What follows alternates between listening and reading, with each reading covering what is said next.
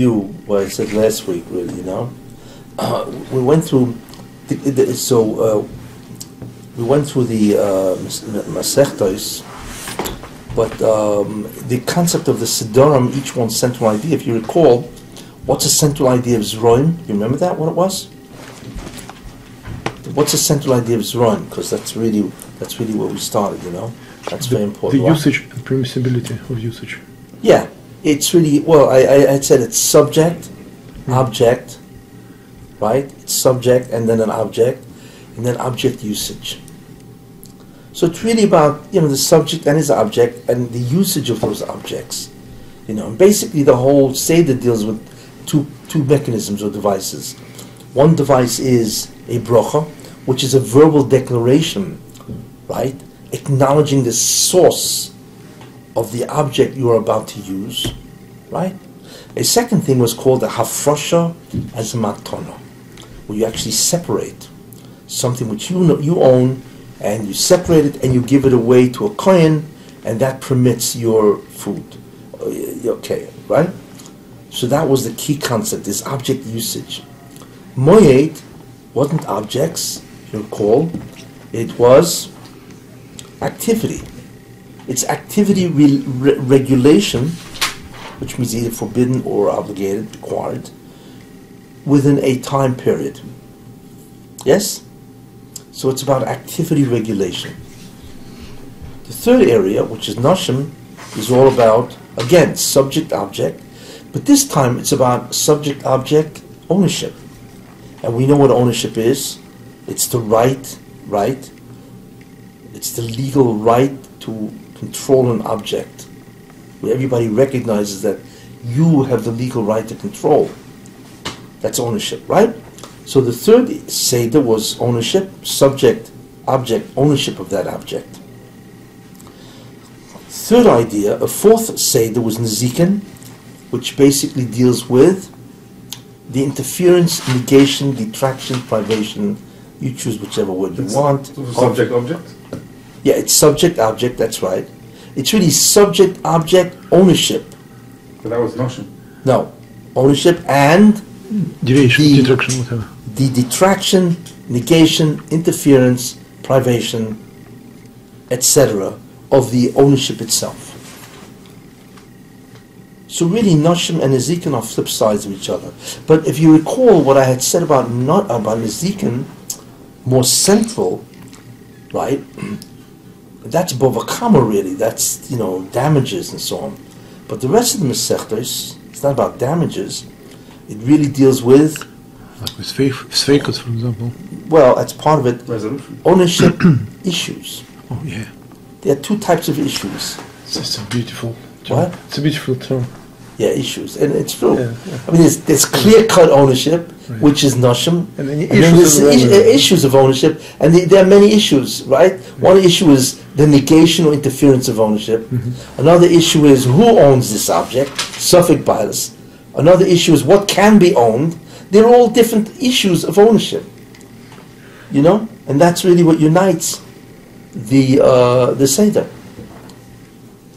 Then we had Kachim. And Kachim was what? Kachim was the activities which centered around the Beis Hamikdash. That's what's unique about Kachim. It's not just bringing a korban. It's actually in a certain place, the activities of the Beis Hamikdash. So what that is subject, and the other subject is the Rabbanu Shalom, right? And you have subject, God, or the Rabbanu Shalom, which is a subject, right?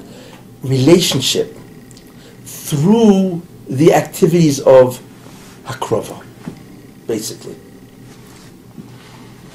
Then we had Taharas, right, which is also what? Which is subject, right? And the relationship that the subject has with the subject in terms of the Tumah entity. And that's really the entire thing of those 6 Sidorim.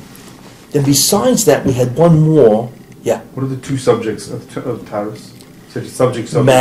Mankind, humans, right? And Tumah entity. Tumah entity is not an object, it's a subject.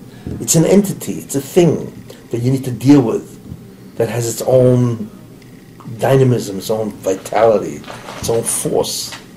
You know, we're not looking here at an object which is inanimate. You know? Right? So we had that. And then we had, you had 5 Siddharim, 6 Siddharim rather, and I mentioned that there's a 7th idea, you know, and that is Ovis, Pirkei Ovis. And that deals with the subject itself. Subject and the correct behaviors that he has to engage in for what purpose? Shlemus. Who? Shlemus. Shlemus. For development or perfection of self. There you are. So you really have 7 different ideas that is really the totality of Shas. Right? Any comments on that? Now, then what I did is, okay, let's take a look at these 7 ideas and reduce them further. So we now find, right, that what it's really dealing with is subject, object. So in conceptual order, you have subject, object. What about object or subject? Relationship. Relationship. What type of relationship? So one is ownership. Usage. Ownership issues. Yeah. Usage. And that's objects. Ownership, issues of ownership, and usage of objects. Those are all 3 about objects. The next thing, number 4, was activity. And then the next thing is entities.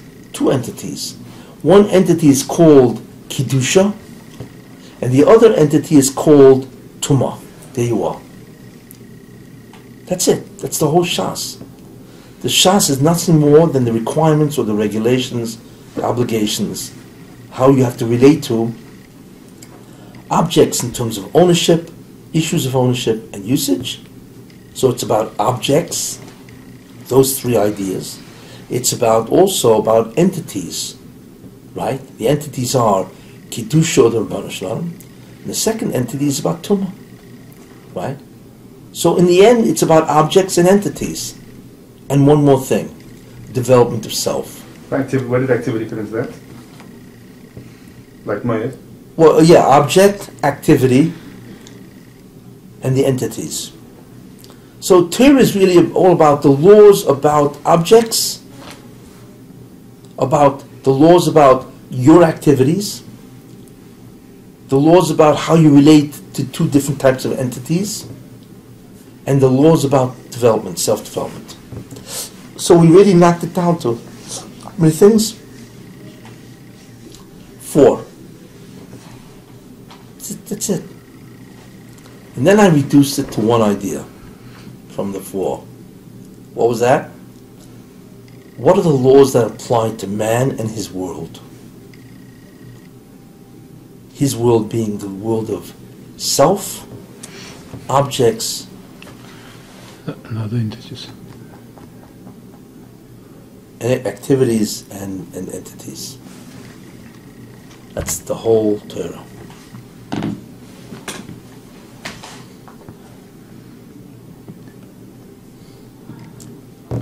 Okay? Okay. So, where's the list of mitzvahs? Oh, you want it? Yeah, I only have that, yeah. Unless you want to read it yourself. You want to read it? No, I have. Go ahead. Want to read it? Okay. Yeah. Let's see where each of these mitzvahs will fit in a very broad way. The first one? Yeah. The simplest one? Who? No, the simplest one, I guess. It's not the simplest, it's the first.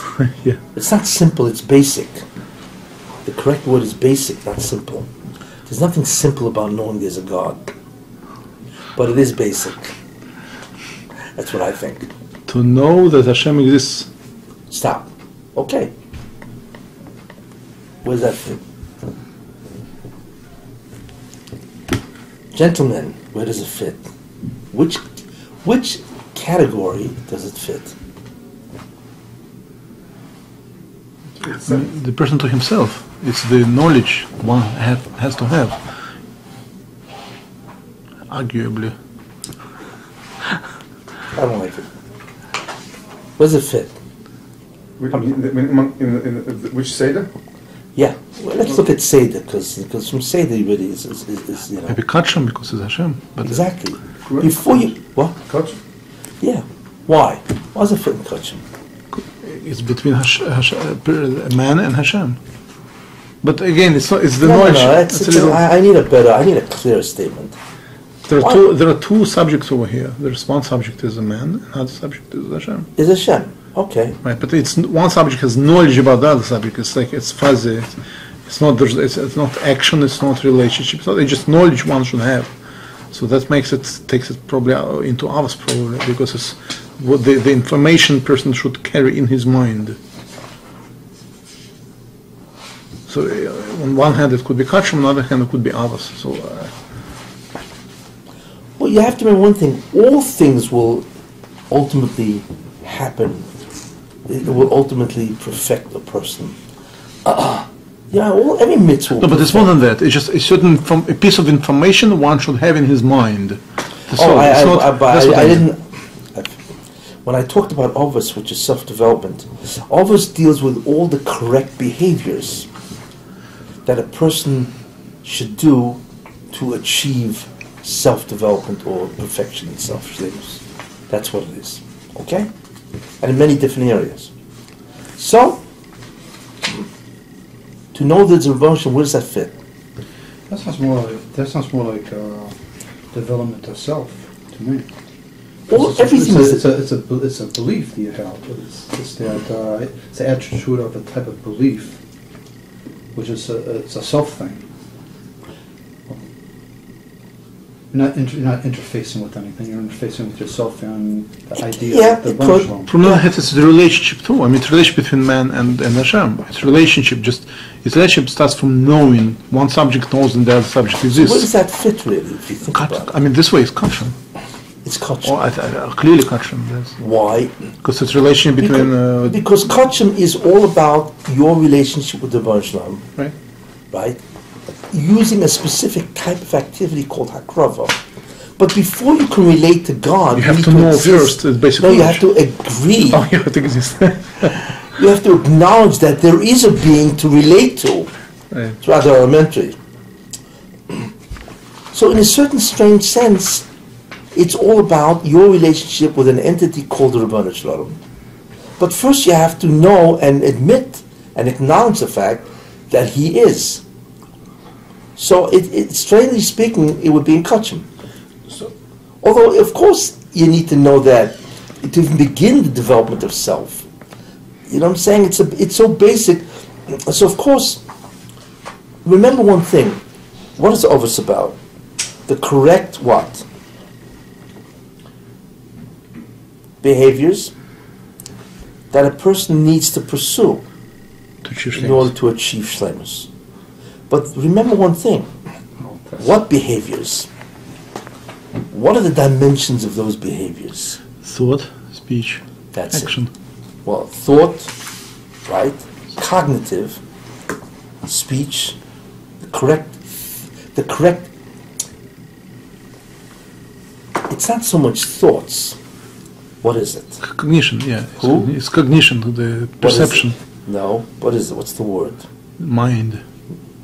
No. What are we asking about now? What's the question? Because I defined Avos as what?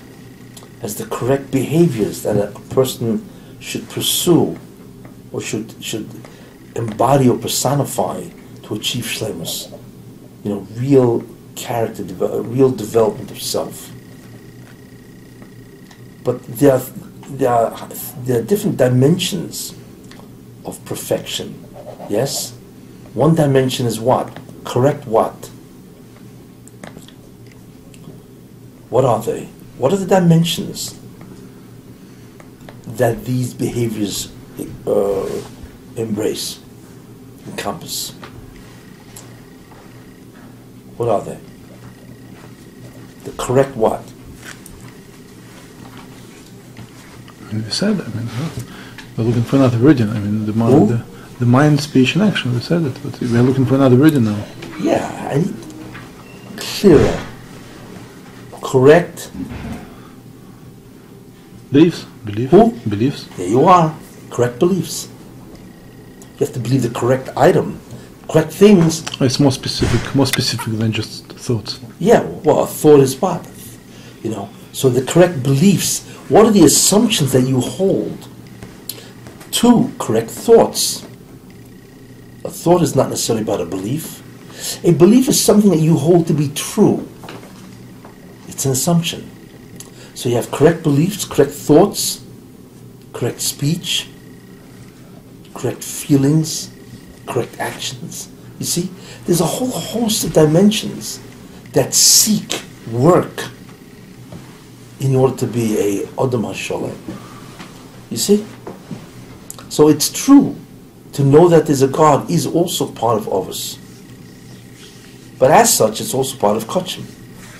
You know? So it would, you could put it in both areas. Yeah. I mean, it's not. Does it actually appear in Kosher? No. The closest it appears is probably in Brachos. That's right. That's Shema. Yeah, that's Shema, yeah. Which will be the next mitzvah. Yichud. I mean, probably the closest. Well, yeah, yeah. So I mean, No, you so look it at doesn't. I mean, so it actually doesn't appear in Kosher. So isn't that a?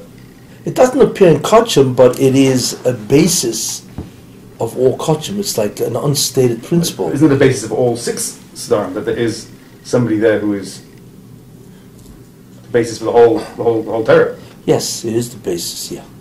It wouldn't really belong in any particular state. Yeah, but it's a piece in Brochus first because Brochus has to be the first Masechta in Shas. That's the only reason. So there you recognize the source of things. But Do you remember what I once said? Why is Shema in Brachos? Do you remember what I once said?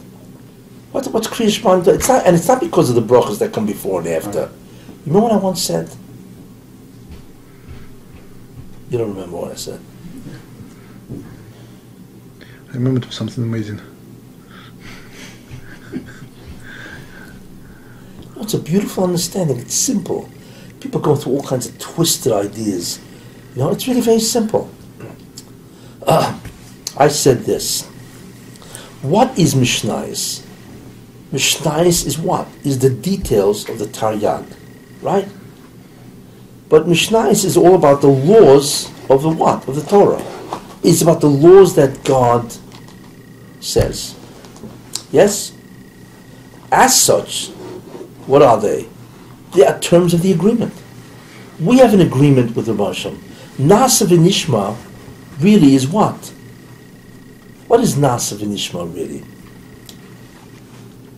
Is we agree to the terms that you will give us. So there are 2 dinim here. That we have to agree to the terms, which are the mitzvahs, right? And what are the terms? So Mishnayos is all about the terms of the agreement. It's about all the mitzvahs, right? But we never made an agreement that we would agree. Therefore, Kriya Shema is that we agree to be bound by an agreement. What is the agreement? What does that mean? Because we agree, what is Shema really? It has 6 items, right? 1, that there is a God, that He is one. Yes? That He is a king. That He's a king over us. That we accept His sovereignty. Which means we accept His laws. And now you can tell me, please tell me, what are His laws? See, what Hilchos Shema is nothing more than we agree to agree on a contract. If you go to a lawyer, the lawyer is going to ask you, well, do you agree to be involved with this guy? You forget about what the terms of the agreement are. Do you agree to be involved? You know what I'm saying? Do you agree to bind yourself, to subject yourself to a contract? And you have to say yes. I want to make a contract with that guy. What you're really saying is, I agree to have a contract, right? To be bound by a contract with this other party. Now, what is the contract? That's the next thing. So, what is the contract? The Torah, which is brought out by the Mishnah. But wait a minute, I never agreed to be bound by a contract. So Shema is, I agree. Why? Because Shema is all about Kabbalah's own mitzvahs, isn't it? That's what it's about. So if I'm a Kabbal, the mitzvahs means I'm a Kabbal your sovereignty.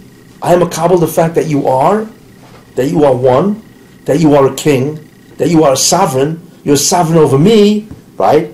And therefore I agree to be bound by your sovereignty. Oh, you agree? That's Shema. Now let's talk about the rest of the Torah. Simple. That's why Shema has to come first. Because the whole Mishnah is basically the terms or the laws of the agreement itself. But where does it say anything about the laws of, well, what constitutes that I even want to be bound by this contract or an agreement? And the answer is Shema. That's why we have to say Shema twice a day. Because we always want to be, in other words, that's why if I remember Rav Gamliel, when it says he was potter from Kriya Shema. Remember that Mishnah, he was potter from Kriya Shema because he was a chassan. Remember that in the third parak? You know? Yeah. He was potter from Kriya Shema. So he said, so they asked him, didn't you teach us? The coloration, it's a shame. Yeah, that's different. But what did he say? I do not want to mavatal on myself even 1 minute Kabbalah's Ulmach Shemayim. Why? What was he really saying? You know? Because I need to be in constant recognition and acknowledgement that I accept the mitzvahs, the oil mitzvahs. How did he do it? Through Kriya Shema. He says it himself. You see. Okay? So that's why brachas or Shema comes in brachas. That's simply why. And it's very simple pshat. Anyway, so we have to know God, which means belief. Yes? And the belief clearly is the correct belief, you know. But it's also, like I say, it's also kachim. Before you can relate to an entity, you have to admit that the entity exists.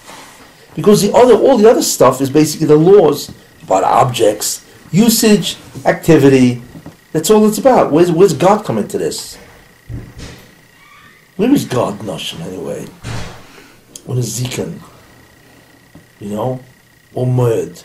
Where is he? And the answer is, these are the laws of his sovereignty.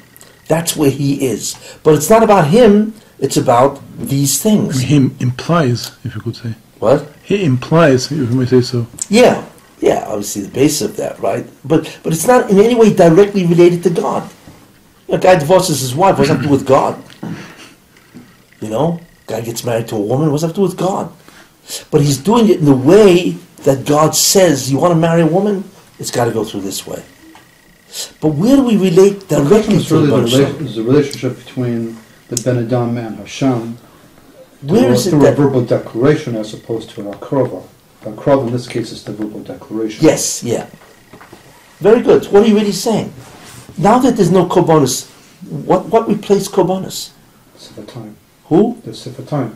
Tefillah. That's why. Tefillah is completely not dealt with in Kachim. What was that? Tefillah is not dealt with in Kachim. Tefillah is dealt in Israel. You want some in Rochas. But right. Tefillah is a substitute of Kachim. Why? Because the only place you find that you really relate to God is Kachim. Directly, exactly. So why is it not in Kachim and why is it in Israel? Which? Tefillah. Because it's a verbal declaration, that's why. That's far less essential than... But it's not how you do it is less essential than what it is. Why are you putting it in somewhere where it's simply based on a... Brachas. What really, what do you use? You talking about tefillah or brachas? Tefillah. Not brachas, because brachas clearly is the object of usage. Yes. Okay. But I would say that tefillah is there because once you've accepted his sovereignty, and therefore you've accepted his mitzvahs, you know what I'm saying? Once you've admitted that he's your king, you now can relate to him by requests, praise and request. That's why. So it logically follows. In other words, I admit that you're my king, so therefore I have the right to make a request of you and to praise you. That's tefillah. You see.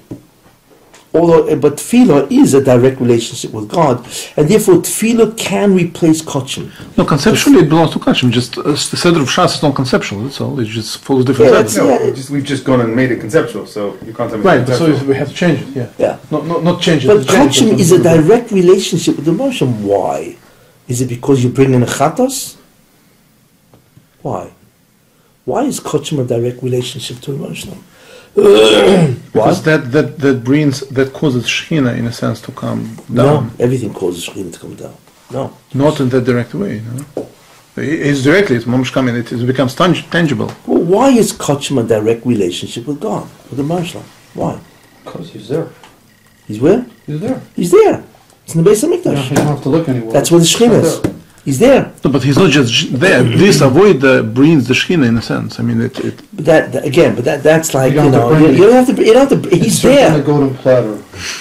He's there. I mean, you are in his hometown. That's what the Beis HaMikdash is, not his hometown. You're in his house. That's his bias. In fact, when the Boshim says, I destroyed my bias. but it's not there without avoida. Who? It's not there without avoida. We're totally No, different so level. Avodah is the relationship. But the interesting thing about it is Kachim is really the only mitzvahs where you directly relate to the Rebbeinu Shalom because it's done the Beis HaMikdash. That's where he lives, so to speak. Therefore, the only thing that can replace Kachim is Tefillah. Because Tefillah, again, is done in a shul, or whatever, and you're talking to God. Baruch Atah. It's directly. So Tefillah is connected the Kachim. That's why Chazal say, connected also- Tmidim Tiknum. But also Kachim is more than just the Hakrav itself. It's also the Kavanos Everything. Yeah. behind these Hakravas as Yeah, well. of course, which yeah. is the inter- But what I'm saying is that which- Kachim is really the only Seder Shas, basically, you know, where you learn about the Avodah to the Rebbeinu Shalom himself in his house. You know, if you really think about that. Anyway, so before you can relate to the entity, you need to believe in the entity. So it really has the two spots. It belongs in, what do you call it, belief, correct beliefs, but it also belongs in the mitzvahs that you directly relate to. I mean, you know. Okay, what's next? Not to entertain the idea that there are other Hey, the second one didn't do the first. The second one is To know that there is a God. the second one is to know that there's one God. There's one, right? it says other, no, there are no other than him. No, yeah, there are no other. Oh, he changed the order. It's not the Rambam. Yeah, he changed the order. It's not the Rambam's order. No, he says he's changing the order. Yeah, Yeah, I think he says that he changed the order. yeah, he says he changed the order. Yeah. Yeah. The Yichud is by number six by him.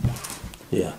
But well, it doesn't matter too much. We show that we go into. Yeah, because we're going to do it anyway. It's It does, yeah. yeah. Basically, probably trying to organize. So sure. Go ahead. What's the second mitzvah? Not to entertain the idea that there are other gods, Yeah. Okay. So again, it's the correct beliefs, right? and not to be over, not to sacrifice to other gods. I mean, you know, you want to relate that there is an entity and that he's the only entity. You're not doing it to anybody else. Where you putting that culture? It's both. Again, it's both because it's the matter of, you're admitting that the Muslim is the only one, and therefore when you sacrifice... But it's a you continuation. sacrifice. But Avodah Zarah is in Ezekiel. Yeah. Why is it in Ezekiel? We discussed this. It's what? It's not. I mean, it's not in Kachim. It's not in. No, it's not. But that in itself doesn't bother me, because Avodah Zarah is a damage where you're disowning God, so to speak. You're saying that there's another being, so God is not the only owner of the Bria, there's somebody else around. It's a denial of the sovereignty or the existence of God. So what you're essentially saying, right, is that you're not the owner of the Bria. I can either destroy the object or I can kill the owner. Two ways to destroy ownership. Think about it. I can either destroy the object, yes, or I can kidnap the object. If I destroy the object, what do? I destroy the rights because there's no object to be owned. If I steal the object, then I deny you the ability to use it. But if I kill you, if a guy kills the owner, what did he do? He also Related ownership. what? Related to ownership, but Yeah, so Avodah Zarah is effectively killing. I mean, not literally, but it's effectively when you deny the existence of God by Avodah Zarah, which is really what it does. Effectively, you just shoved him out of existence. You've killed him, so he doesn't own anything. All the surrounding has nothing to do with the Baruch. That's what you're saying. So you want to put that in Kachim? That's in Ezekiel. yeah, it was. So we're now changing it to. We're putting it. No, No, but really it belongs to Kachim. Conceptually it belongs to Kachim, obviously. Why can't this be confusing? Is there a problem here? No, we're talking conceptually here. Conceptually it belongs, it's a relation. You can't have a whole system that is conceptually one way, but the actual sectors are all in different places. Why? Then there's no making conceptual anymore. You've made your own conceptual. No, we are framework. making Fine. conceptual structure. Mishnayos don't follow. It's not what they say in any But we've given. just spent the last 3 weeks saying the conceptual structure of the Mishnayos. I want to tell you something. That's why we're taking these mitzvahs and putting it into that conceptual structure. Right, but they're not where they actually are in the actual structure. So it's your problem. The reason why is because any given mitzvah has different facets. Conceptually, it had different facets. The question is, which facet are you using to organize it where? So if you're using it the fact that you're denying God, if you're denying the ownership of everything, That's Nizikin. that's If you're Nizikin. saying it's valid, But if you're saying when I do kachim, it's only one God I'm doing it and not another deity, you know, It's a relationship. then what you're doing is you're clearly delineating which entity you're worshiping. So it depends on, you know, it depends a facet of the idea that you want to organize it and so on. I mean, they're both true. Just which facet you want to emphasize. But here it makes more sense for us now, because now we take conceptual development as the main one. It says it's continuation of the relationship between man and Hashem. Exactly, yeah. So it's continuation. I'm looking your at that conceptual facet. substructure on the Torah, you know, and overimposing the own structure. Not imposing, Torah has its own structure. revealing conceptual structure. In other words, belief shapes reality. In this case, the Torah has a structure. Yeah. And So then we're has living in a the structure. structure. And since we're saying that, since we're trying to find a conceptual basis of the structure, we assume that Rebbe did have some conceptual ideas. And we explain. Otherwise, what's the point of trying to understand And the conception? we explain it too. We just explain it also. But we are saying that from our perspective, that's why it belongs, because that's how we want to structure it, and nothing wrong with it. We reveal a different structure in Torah. It's implicit. So what's more valuable, your perspective or Rebbe's perspective? There's no contradiction. No contradiction. It's different. It's different ideas. There's no contradiction at all. Like I say, you know, any given mitzvah can have different facets to it, depending on which one you want to use as the organizing idea. You can use both. But right now, we're just trying to understand, you know, in general, Avodah Zarah is a pagam. It is In the relationship. in the relationship itself, correct. That's what it is. Of course, the consequence of that pagam is you deny him ownership of the bria. You know what I'm saying? That's the consequence. So the consequence belongs in the zikin, but the disturbance in the relationship is kachim. Depending on what you want to emphasize. You know what I'm saying? Here's another list of mitzvahs, by the way.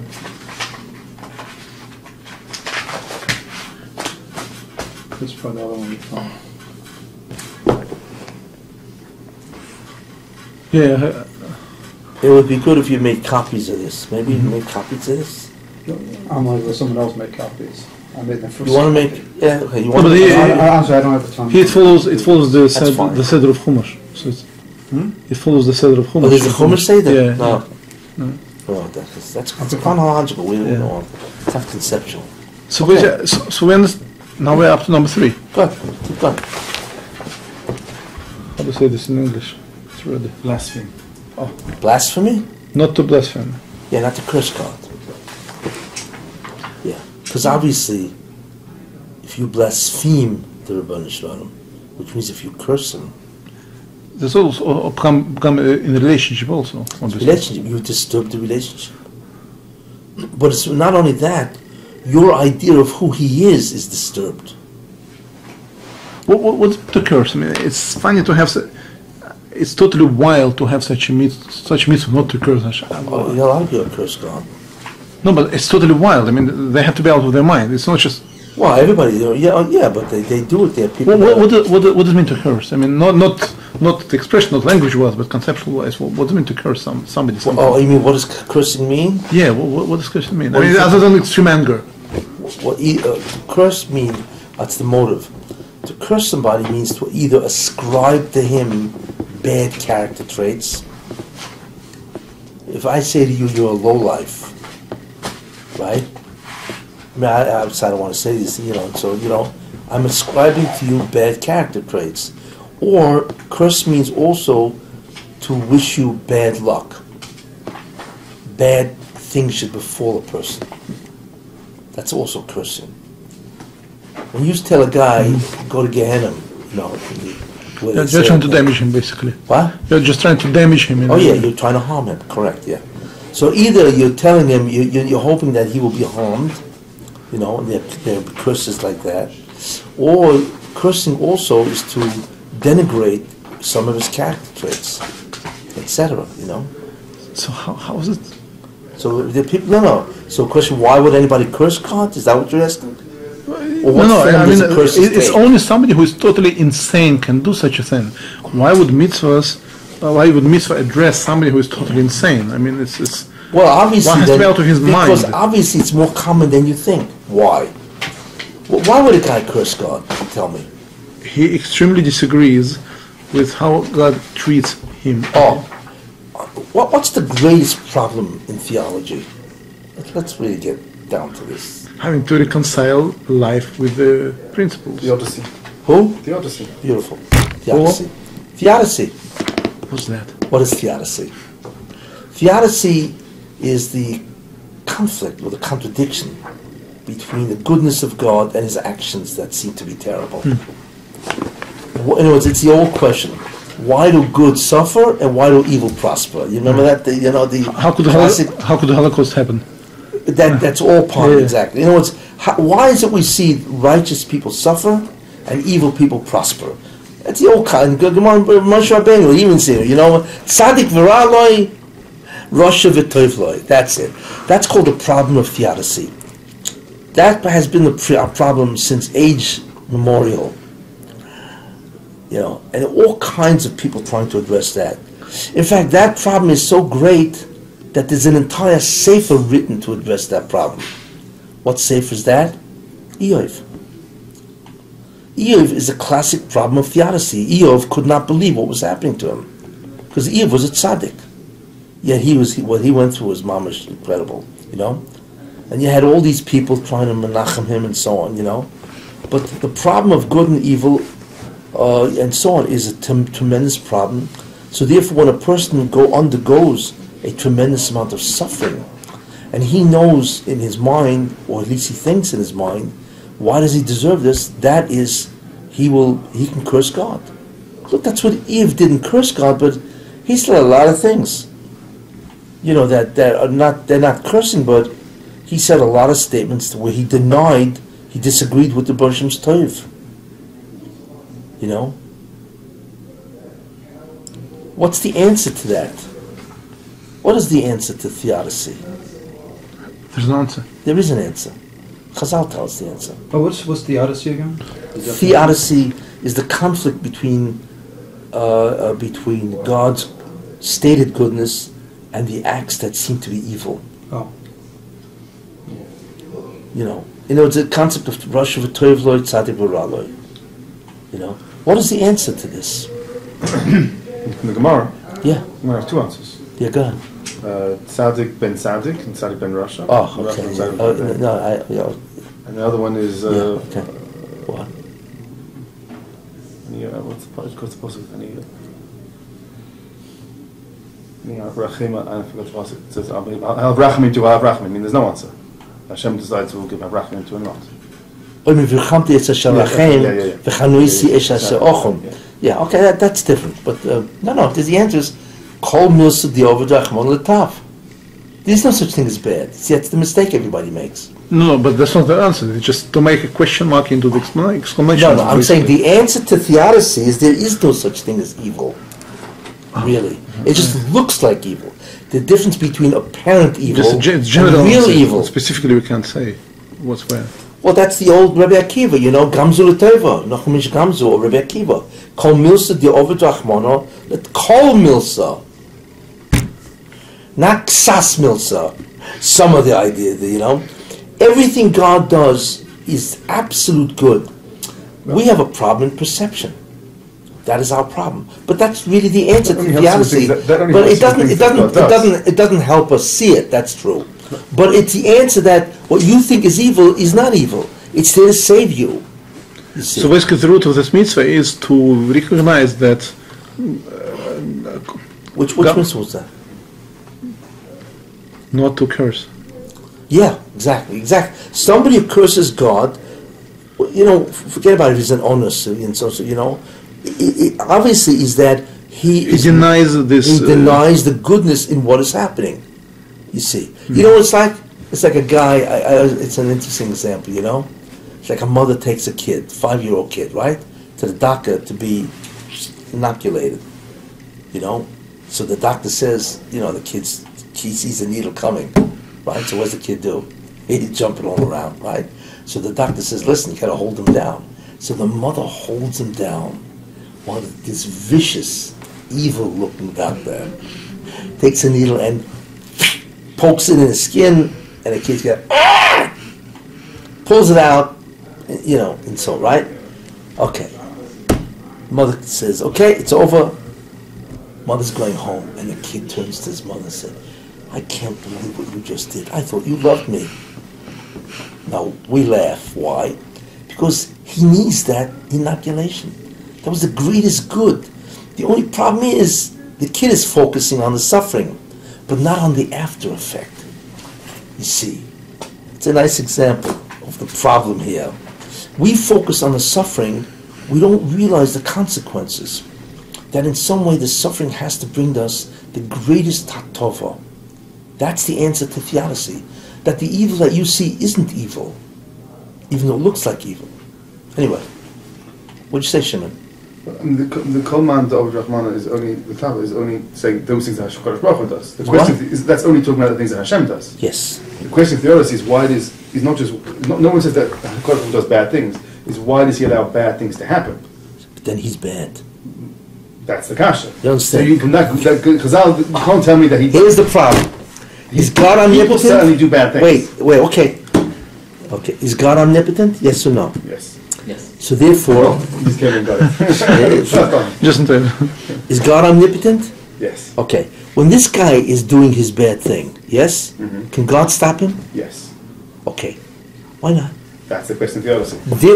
There you are. So it's not only why does God do bad things or why does God allow evil to exist? That's the second one. It's only the second one that's theodicy. No one says that. No one thinks that God does bad. Oh yeah? People do. Okay, but in general the question is the religious question amongst religious believers.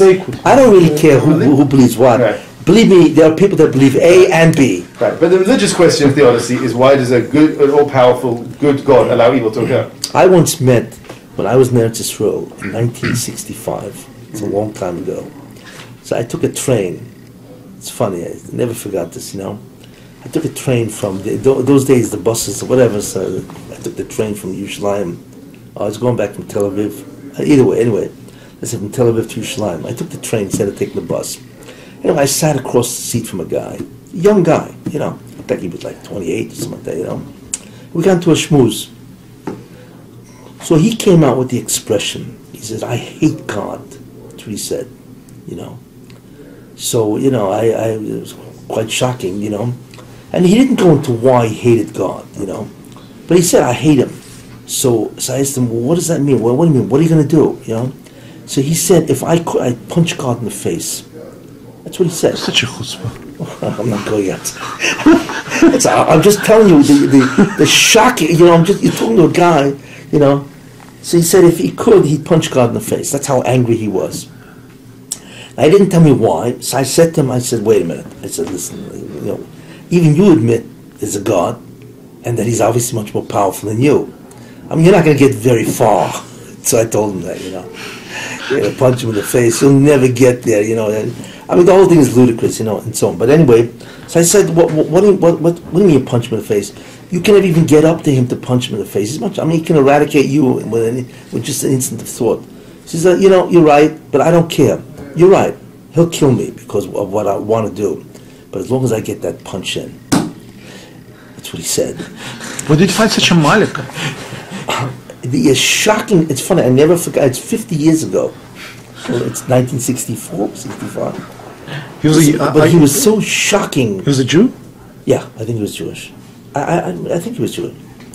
But what was so shocking to see is the hatred he bore the Ribono Shel Olam. The hatred. A guy says, I don't care if he kills me. Yeah, of course he'll kill me. He's much more powerful than me.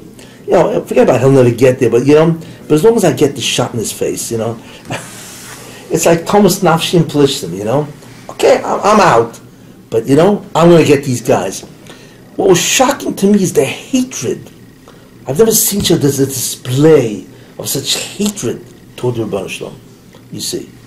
So therefore, that's what so therefore, that's why a guy would blaspheme, you know, and so on. Why? Because even if they feel, well, God is not doing it to me, it's my boss, you know. Yeah, but wait a minute, we're playing games here.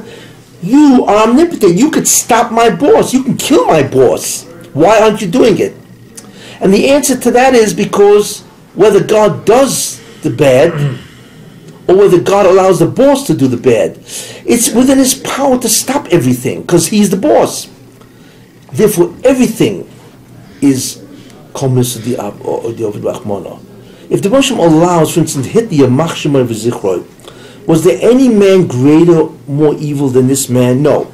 He probably wins the Guinness prize as probably the most evil man that ever lived. It's hard to beat him. Other people hated the Jews, or they wanted to kill Jews because they wanted something from the Jews. They wanted conquest, territory, money, etc., etc. Or they wanted to brag that they're the rulers of everybody. They didn't hate the Jew. Hitler hated the Jew. He was a classic Amalek. It was the Jew he wanted to kill, not because he wanted anything from the Jew, and so on, you know. And so the question is, what do you mean? God's omnipotent. Why were we kidding ourselves? He could have stopped Hitler. In fact, he almost did stop Hitler. The Yami attempts on this man's life, yet the Baruch always saved him. You have no idea how many attempts there were in his life. You know, it's incredible. Yes, it's Satan's body. Well, because obviously there was a Gzera.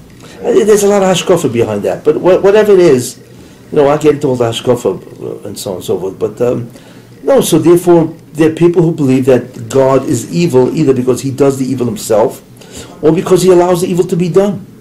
And he could stop it. You know what I'm saying? This is the problem. And therefore, they blaspheme the Rebbeinu Shalom. That's where it comes from. Anger. Tremendous rage at the suffering that they go through. I mean, nobody's born hating God, but there are many people that suffer greatly, and to maintain one's bitochen, because that's really what it is bitochen, is very hard for many people. I mean, when we look around the world today, there's no, to us, let's dim, let's dying. There's no rhyme or reason what's happening. Good people die left and right. Evil people, they're wealthy billionaires. You know what I'm saying? We see it all over the world. Anyway, but that's, as far as I'm concerned, that is the answer to theodicy. Really, there is no evil, except we just do not see it. I guess it's like the kid. Ma, I thought you loved me. How do you allow this guy to stick this thing into my finger, my hand, you know, my arm? Okay, any refutations, complaints, disagreements? Shimon, come on, you look like you're about to jump up. I mean, it doesn't really answer the question. The marshal doesn't really answer because. So why does he make it that suffering is necessary? Which marshal? The one I have kids. The child. So I mean, you're right. We don't have a way of inoculating the child without sticking him, jabbing with an injection. Yeah. But still, an all-powerful God could find out what could do it without making suffering. No, but what I'm trying to illustrate with that marshal. Doesn't have to the Holocaust happen for us to.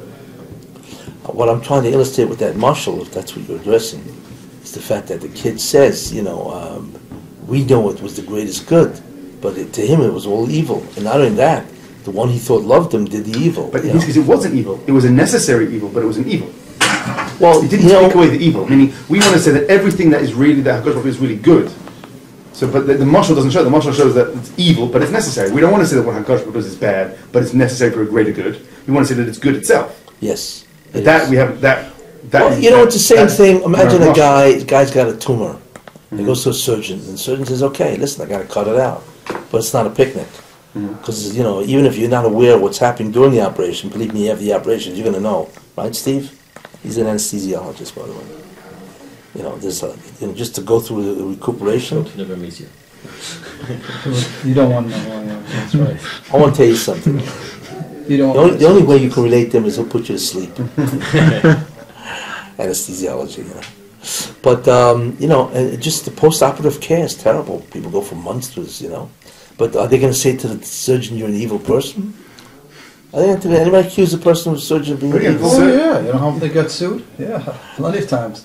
Look But at the list. Look at the list of accusations that The surgery get is, sued. but again, the That's not surgery because of is evil. That's because of evil. incompetence. Okay.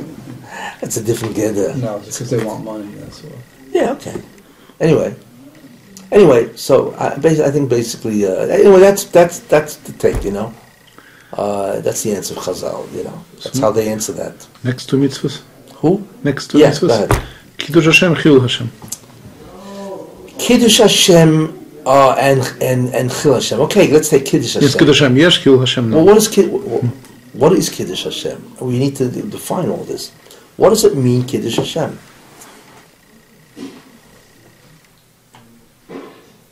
What does it mean to Makadosh Shem Shemayim?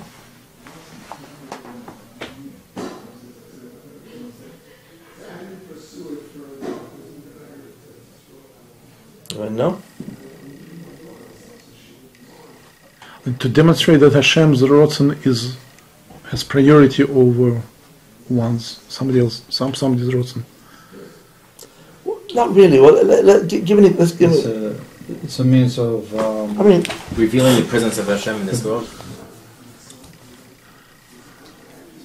The greatness. Not really. Not really. If a person doesn't believe, he doesn't believe.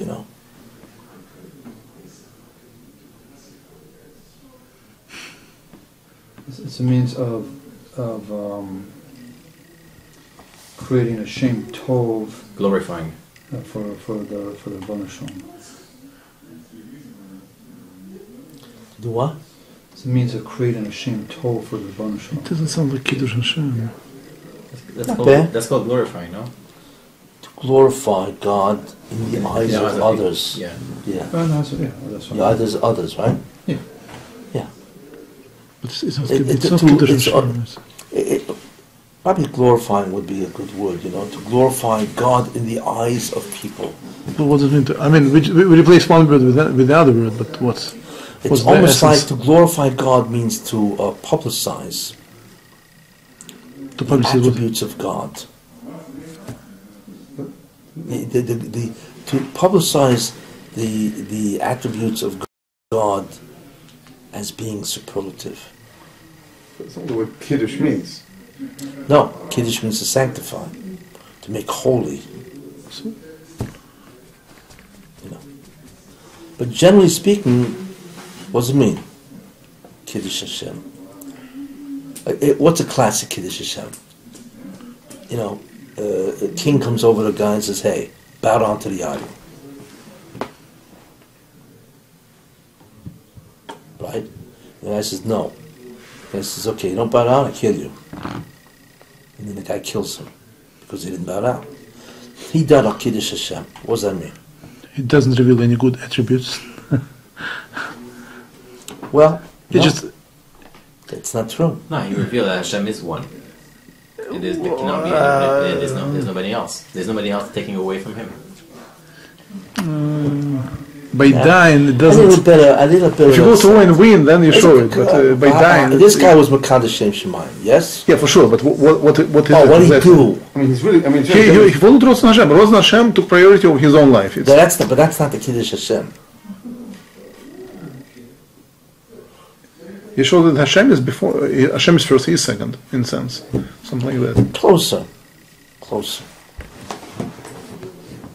Subtle. What do you think?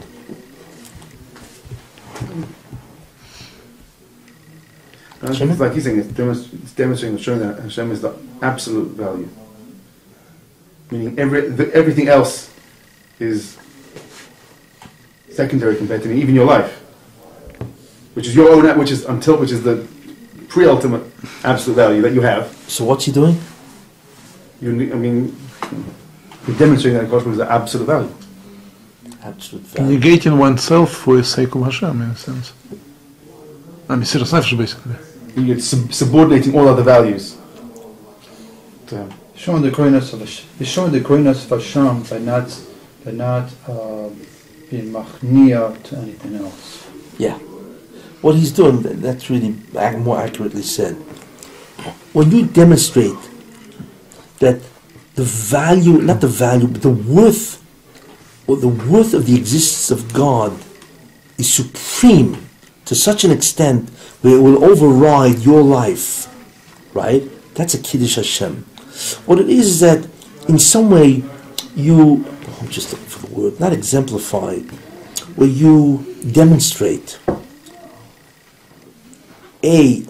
when you demonstrate the existence of God, or the greatness of God, that's a Kiddush Hashem. When you publicly demonstrate that the greatness of the existence of His being and the greatness of His being by your behavior, that's a Kiddush Hashem. What's greatness of it? I mean, the existence and the what's greatness when this guy allows himself to be killed, what is he really saying? That God is such a great entity, that greatness, He's such a great, therefore it's more important to listen to His commandment than to live. What does that demonstrate? The incredible greatness of this being. So it's basically, we're setting the priorities. Who? We're setting the priorities. Hashem is priority number one, basically. That's the that's a conclusion. Because God is great, He therefore has all priorities. But what He's doing is He's demonstrating the incredible greatness of the being called God. By giving His life, He's really saying that my life, the preservation of my life, is inferior to listening to the will of God. Why? Because God is such an incredibly great being, right? That His will dominates everything. So basically amplifying the value of the word of Hashem, of Hashem's words. Well, to amplify, to demonstrate, the worth, the to value. magnify the existence or the attributes of God, the greatness of God, is a Kiddush Hashem, yeah. How's that sound, Shimon? Sounds good? Yeah. So and the opposite of that is what? Oh, so where does it fit? Obviously Kachim. Who? Obviously Kachim. Yeah, because why? Because what is it really? I mean, the guy already grouped the mitzvahs for us. Yeah, well... which is it's not bad at all, but... yeah, no, it's not bad at all. So what is he really saying? Who's saying? I mean, so where does it fit? Setting up my relationship with Hashem. Again, it's a relationship of the being called God, and now there are certain beliefs that you entertain about that God. One, that God is, right, and that He is so great. Demonstration that He is the greatest value. Yeah, in other words, what you're really saying is He is the tops. In other words, the God that I believe in, He's the tops. What it is a description or your belief about the nature of this being. Again, it's the being called God, and you relate to that through kachim, and certainly through self-development. Yeah. The opposite of that is what? Chil Hashem. What's Chil Hashem? To denigrate the value of Shekhinah, Yes. of Kiddush of Hashem. To minimize the attribute, the existence of the attributes of God. You minimize. Not so much the existence, the value of probably the value, the worth. Subordinate. So to subordinate to something else, it becomes secondary. Something else is primary. Something like that. But it's not that. That's a consequence. What you're really doing is in some way Diminishing what? Diminish the attributes of God, or you diminish What the do you diminish likelihood of His attributes? existence, or you diminish the attributes of the being Himself. You diminish it. What's You know the what Chil Hashem, the Nachash by Adam Rishon. What did he say? It's a Chil Hashem what the guy did. You know, what did he say? He said, "Hey, you know." Hashem has energy from the stupid. Yeah. So what did he do? He diminished God. He said, "You think God is a Kol Yochol? No way. He ate from the tree. He's got it from the tree, and he's jealous. They don't want any rivals. So he doesn't want you to eat from the tree." He diminished the stature of God.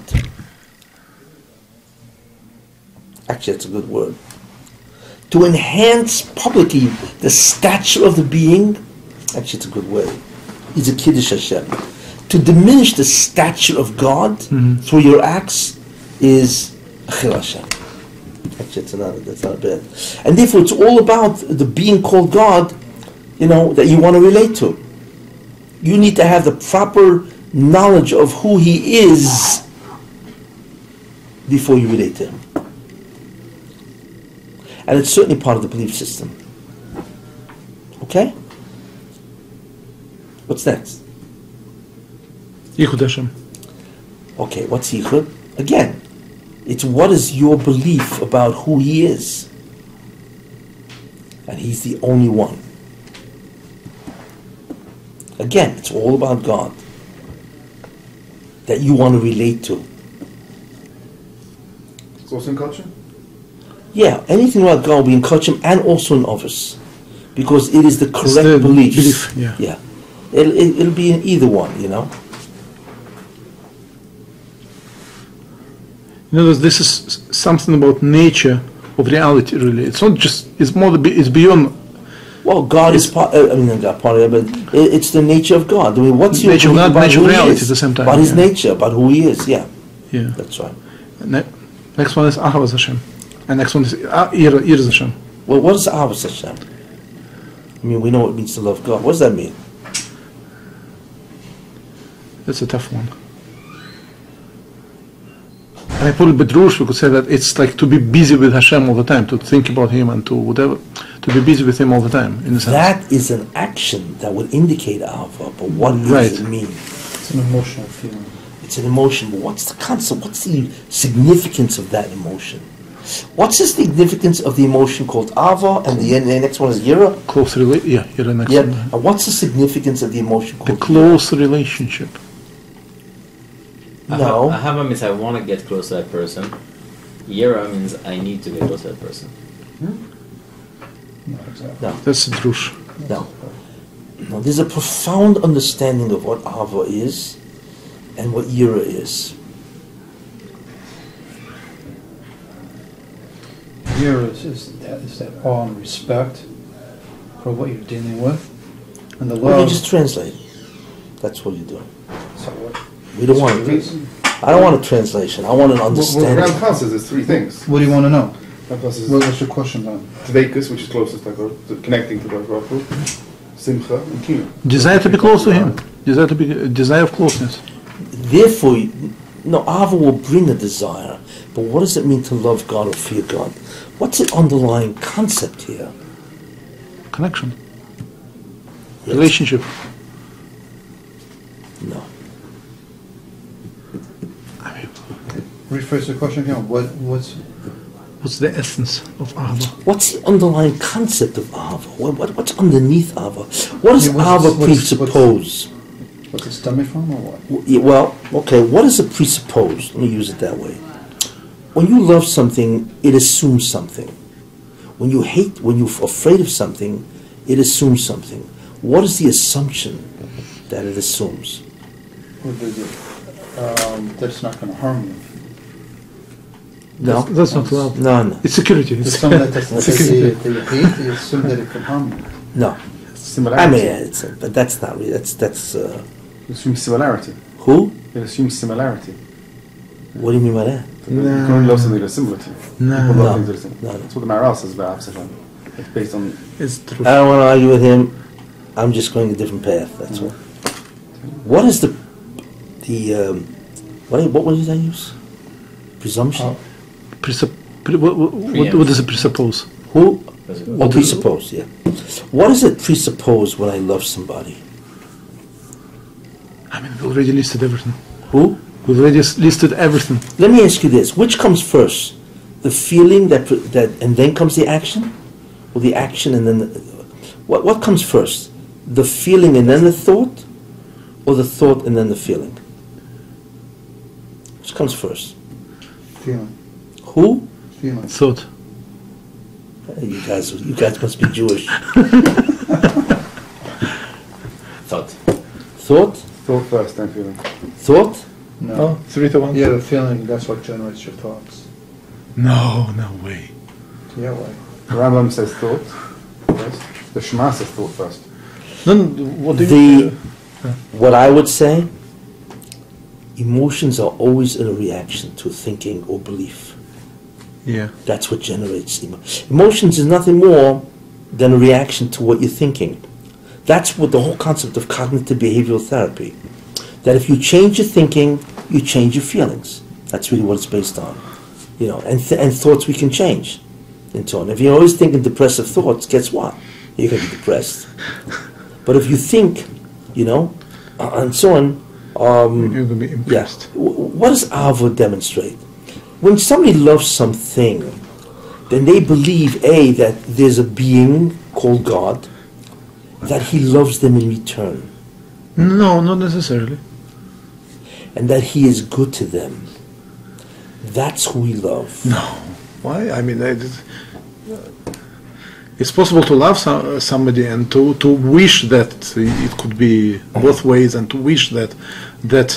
can have one-sided love, for sure you have one-sided love. Yeah. But when you love God... Unrequited love. Unrequited. When you love God, why does anybody love God? Why would you love God? You would admire him. Because you're commanded to, that's what. No, come on. Let's be real. Now, you can't command somebody to love somebody else. You know? It's commanded in the Torah. You have to love God. You need to... Remember I said, Be in real. order to have the emotion of love, you need to have a certain type of thought or belief. And then love will follow. Because emotions follow thinking. What is the belief you need to have to love? God loves me. Yeah, it's because God loves me, and therefore he always does good for me if I love him. If you want to get somebody to love you, just be good to them. Really good. That's the greatest secret of Shalom Bayis. Really, is to be good. You know, it always works. If a person is good to his wife, really good, and he's always addressing her needs, right, and she sees that, right, she will love him. That's what it is. Why? Because we love those things, those beings that regard us in esteem and do good to us. So when you love a being, you believe that God is, he loves you, and he's always good to you, and therefore we love him. Yira is the reverse.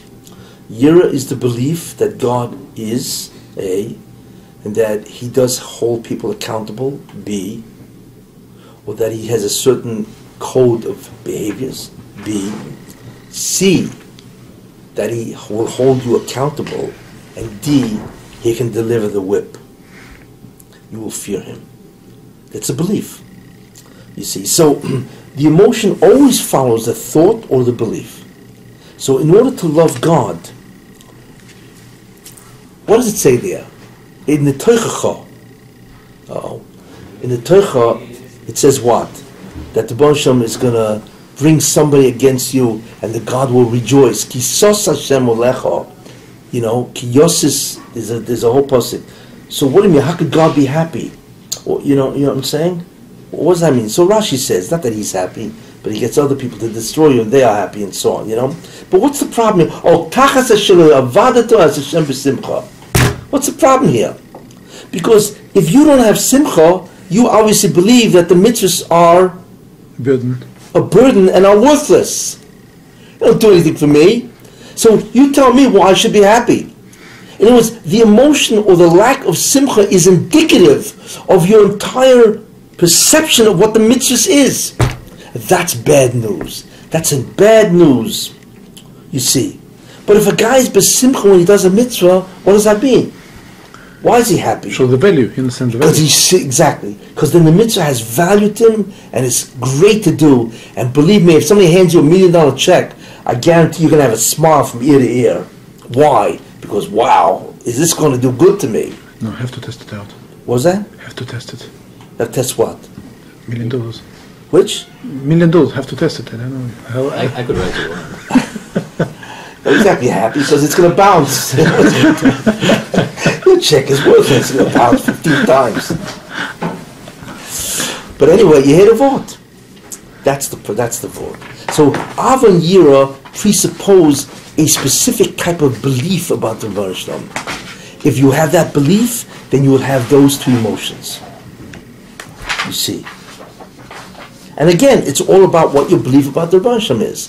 Who is the being that you want to have a relationship? So again, it's either an Ovus or Kachim. Really. See, it's all about the being that you want to relate to. If you want to relate to a being, what do you believe about this being that you want to relate to? So and so. How many do it so far? 8. Ah, not bad. Not bad at all. At this rate, we'll finish We might be 5 years. better than 12 years, yeah. No, but I think it's interesting because we begin to see clearly where all the mitzvahs fit. And also what the mitzvah is, which is also interesting. What is the true essence of each mitzvah? Oh, it's time already. So, Yeah. so if you do 8 mitzvahs at Can a you time... print that out? Yeah, next time, I'll print You it. print it out, right? Sure. Okay. Okay, great.